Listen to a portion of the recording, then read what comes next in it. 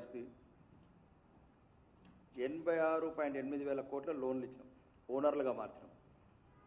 మళ్ళీ దాని మీద తప్పుడు అపోవాలి చెప్పాలంటే సంఖ్యలు ఇంకా వేలాది కొద్దులు ఉన్నాయి.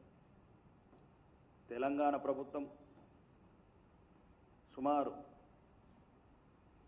2 లక్షల ఉద్యోగాలు, మేము రాగానే ప్రభుత్వం రాగానే 2 లక్షల ఉద్యోగాలు ఇస్తాం, మెగా డిఎస్సి ప్రకటిస్తాం ఫిబ్రవరి 1 నాడని.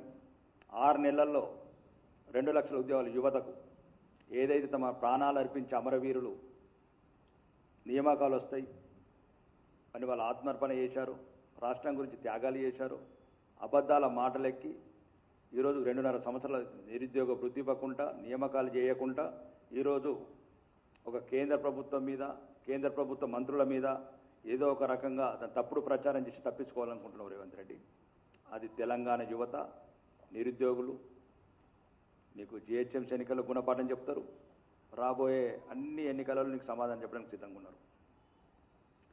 ఇంకా అధికారులు దేని మీద పట్టుంది నీకు? అసలు నువ్వే అన్నీ చెప్పుకుంటున్నావు, నాకు అధికారులు వినట్లేదు, చేయట్లేదు అని. అసలు నేను ముఖ్యమంత్రిగానే భావిస్తున్నారు వాళ్ళు. ఎందుకంటే నీకు పక్కనున్న మంత్రులు నీకు రెస్పెక్ట్ ఇయ్యరు, కనీసం గౌరవ సూచకం కూడా లేవరు నిన్ను చూసి.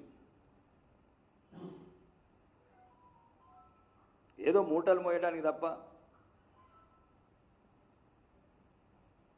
ఢిల్లీ కూడా ఏ రోజైతే మూటలు ఆపేస్తావు అయిపోతుంది నీ పని. నువ్వు ఆల్రెడీ సిద్ధరామయ్య, రెండో సిద్ధరామయ్య తెలంగాణలో, నీకు అర్థం కావట్లేదు. కాబట్టి అట్లాంటి చవకబారు ఎంతసేపు మీరు అసెంబ్లీలో చెప్పారు, కేంద్రం ఏం చేస్తుంది, నరేంద్ర మోడీకి ధన్యవాదాలు చెప్పారు. మీరు మొత్తం ఏదైతే కాళేశ్వరంకు మీరు ఏదైతే వేలాది కోట్ల అప్పు ఇంత హై పర్సెంట్కి తీసుకొచ్చినప్పుడు చాలా సగం పర్సెంటేజ్ తగ్గేసాం. దానివల్ల 7,000, 8,000 కోట్లు సేవ్ అయిందని మీరే చెప్పారు. కాబట్టి మళ్ళీ ఇక మాకు సహకరించట్లేదు కేంద్ర నిధులు. మీకు ఒక్కసారి తెలాలి, భారత ప్రధానమంత్రి గారు క్లియర్గా చెప్పారు, ఒక అధికారిక సమావేశంలో క్లియర్గా చెప్పారు. అన్నిటికన్నా ఈరోజు భారతదేశంలో తెలంగాణని ఎక్కువ ప్రాధాన్యత ఇస్తున్నాం.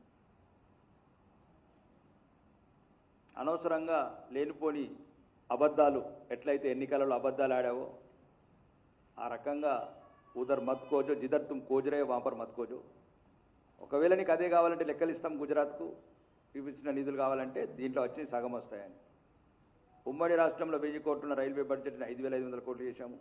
సుమారు 50,000 కోట్లు రైల్వే లైన్స్ కావచ్చు, సుమారు 80,000 కోట్లు నేషనల్ హైవేస్ కావచ్చు.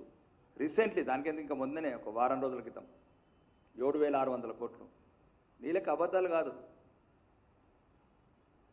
చెప్పేదొకటి చేసేదొకటి. ఆర్ముట్టు జగిత్యాల్, జగిత్యాల్ టు మంచిర్యాల్, జగిత్యాల్ టు కరీంనగర్ 7,600 కేటాయించాం. ఇంకా మూడోది బీబీనగర్ ఎయిమ్స్కు 1,350 కోట్లు, కాజిపేట కోచ్ ఫ్యాక్టరీకి సుమారు 600 కోట్లు, రైల్వేలకు 889 కోట్లు, హైవేలకు 31,000 కోట్లు. అంటే ఇది ఒకటే కాదు, చెప్పాలనుకుంటే ఇంకా చాలా ఉన్నాయి. కాబట్టి ఈరోజు మీరు ఏదో ఒక రకంగా కిషన్ రెడ్డి గారిని, అన్ని అబద్ధాలే,